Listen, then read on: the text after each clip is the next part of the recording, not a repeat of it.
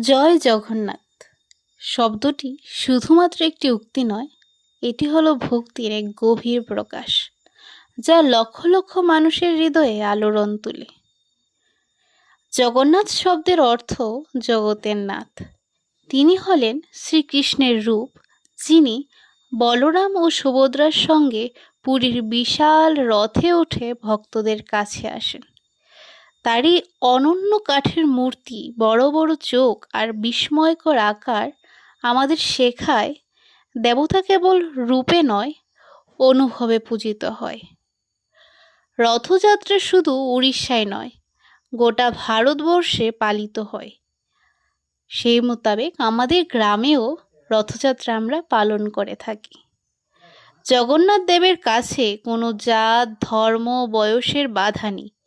কেউ তাকে মিত্র, কেউ ঠাকুর, কেউ আবার মার মতোই ভালোবাসে। দুঃখে আনন্দে জীবনের প্রতিটি বাঁকে মানুষ খুঁজে জগন্নাথের আশ্রয়। ছোটবেলা থেকে শুনে এসেছি, জয় জগন্নাথ বললেই বিপদ কাটে।